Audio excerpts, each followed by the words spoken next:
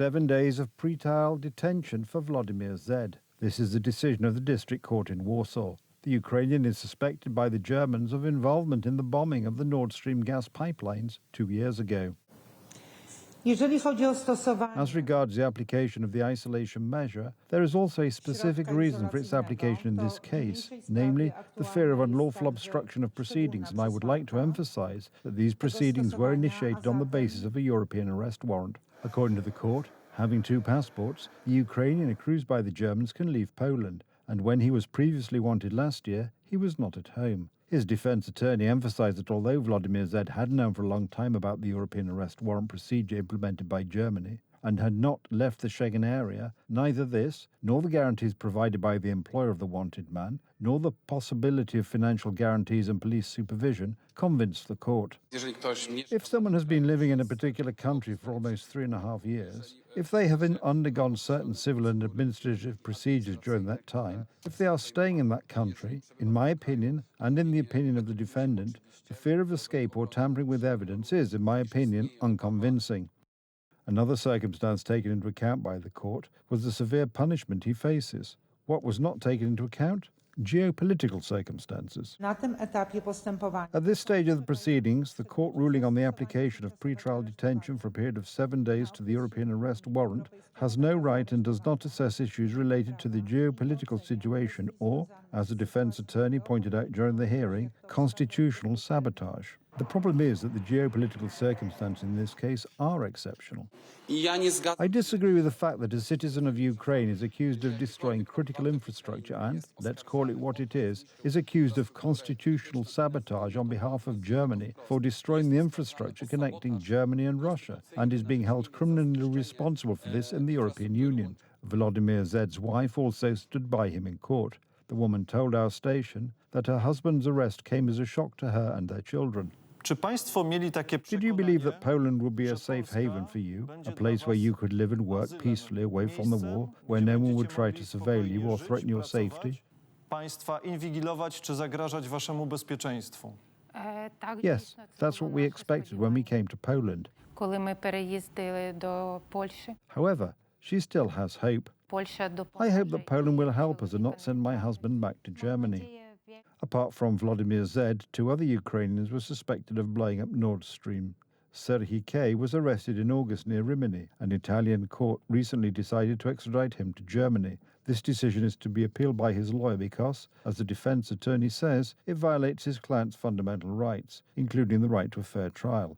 The third subject was Vyacheslav K., who lost his life on the Ukrainian front, fighting against the Russians. Neither the suspects nor anyone else has ever admitted to participating in the bombing of Russian-German gas pipelines. Despite this, Radosław Sikorski pointed to perpetrators he accused on Platform X. He thanked the United States for this, which the Russians eagerly exploited, as they had blamed Kiev and Washington from the outset for the attack on the gas infrastructure in Moscow and Berlin. That's not all. Radosław Sikorski reportedly said the following about the arrested Vladimir Z. Until recently, Sikorski was said to have claimed that he deserved an order and asylum in Poland. But now it turns out that Germany has put its foot down and the Ukrainian will most likely be expelled from Poland and handed over to the German side. Unfortunately, it seems that Germany is already preparing for a reset with Russia after the war in Ukraine ends, because if Germany were honest, they would dismantle Nord Stream themselves. Germany has always tried to whitewash this cooperation with Russia, explaining that it is purely an economic project. However, it is no secret that Russia uses raw materials as a tool of political pressure. Today, the case of Vladimir Z may be starting to resemble the case of another foreigner detained in Poland who was targeted by Russia. A similar situation had already occurred in Poland when Radosław Sikorski was Minister of Foreign Affairs and Donald Tusk was Prime Minister. The Russian Federation was pursuing a man whom it claimed was responsible for terrible crimes, but whom the free world described as a persecuted opponent of Vladimir Putin. This was Ahmed Zakhaev, who moved freely around many European countries, even though Russia was pursuing him in the United Kingdom and Denmark. He was finally detained in Poland. The background and reasons for this decision were revealed in the series Reset. Sergei Lavrov, who had given a lecture to Polish ambassadors just 2 weeks earlier, called the Polish Minister of Foreign Affairs. During the phone call, Lavrov thanked the Polish Minister of Foreign Affairs, Radosław Sikorski, for the fact that the Polish prosecutor's office and the Polish state had detained Ahmed Zakhaev, who was wanted by Russia. In the case of Vladimir Z, documents will be sent from Germany to Poland for the court to review. The court will then decide whether the Ukrainian will be extradited to Germany. The court has 100 days to make this decision.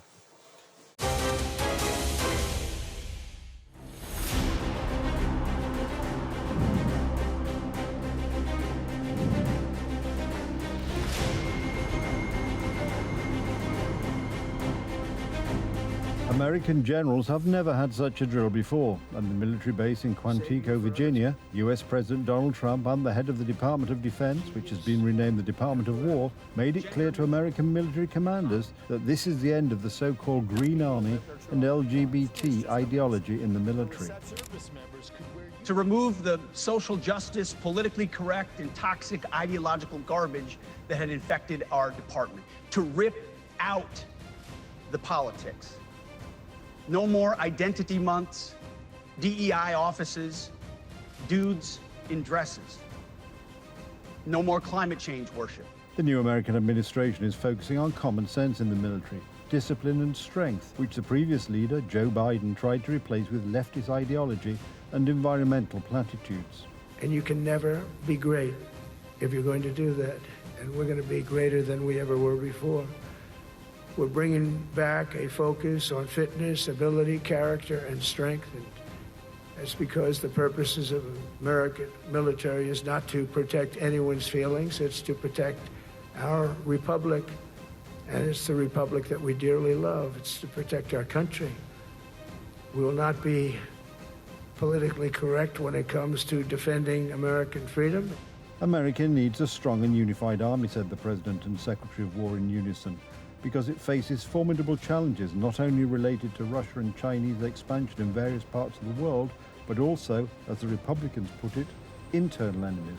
This refers to the spread of left-wing ideologies, especially in large cities such as Los Angeles, Chicago and Portland, which undermine the fundamental values on which America was built, such as security, economy, family and faith.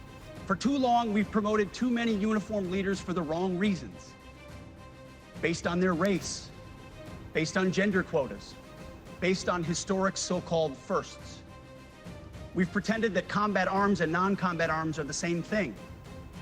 We've weeded out so-called toxic leaders under the guise of double-blind psychology assessments, promoting risk-averse, go-along-to-get-along conformists instead.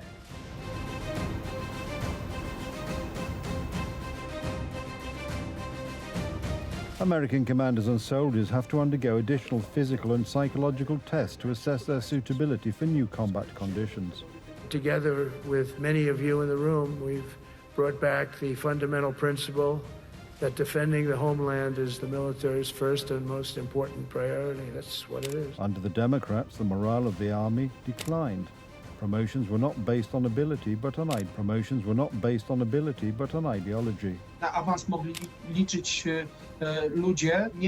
People could count on promotion not according to their qualifications, but according to other criteria assigned by politicians, such as gender, race, and so on and so forth. This caused justified dissatisfaction, but it also meant that in many other areas, such as higher education, the people who obtained certain positions caused the level to decline. For this reason, Harvard University's law school fell out of the top 5 law schools in the United States. Republicans know very well that a strong army without foundations is like building castles on sand.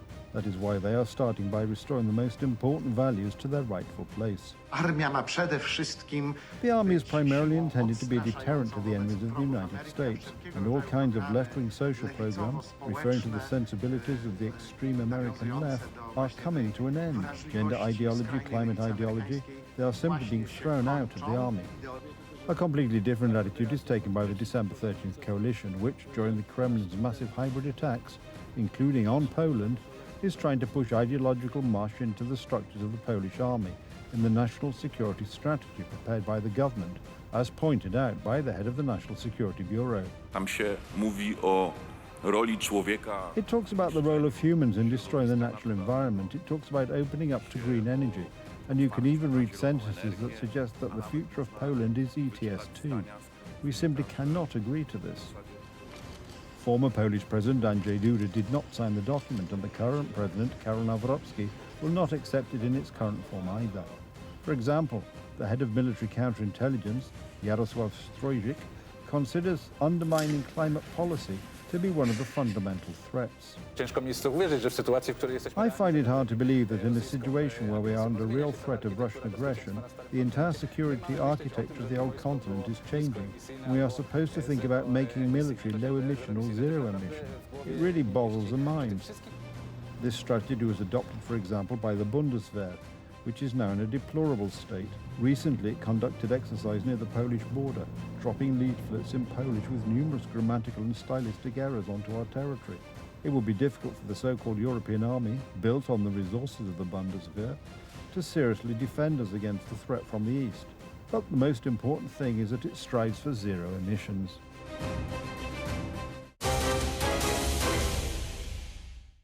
A fire, several explosions, at least one fatality, and several people injured or missing. Over 100 firefighters and 500 police officers with sniffer dogs have been conducting operations in the southern district of Munich since the morning. In a farewell letter, the attacker threatened explosions at the famous Oktoberfest festival.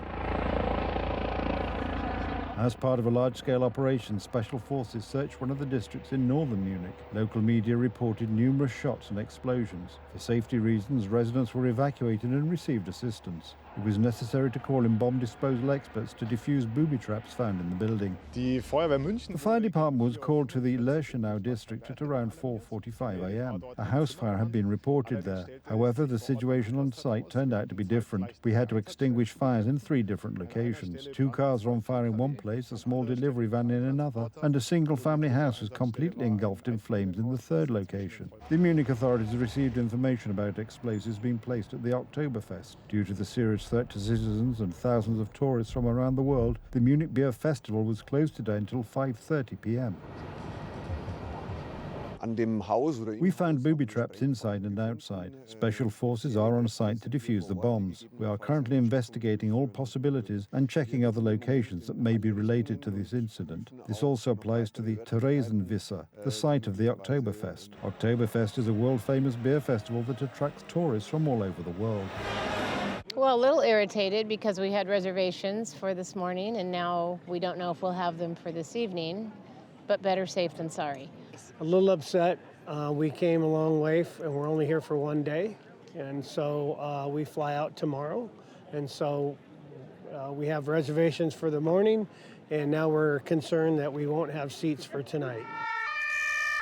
According to preliminary information, the police suspect that there was a family conflict that escalated into a dramatic incident involving weapons, explosives and dangerous substances. A 57-year-old German citizen allegedly attacked family members and set fire to the building during an argument over inheritance. His body was found at Lake Lerchenau. He probably committed suicide. Seriously injured, the man's 81-year-old mother and his 21-year-old daughter are in hospital.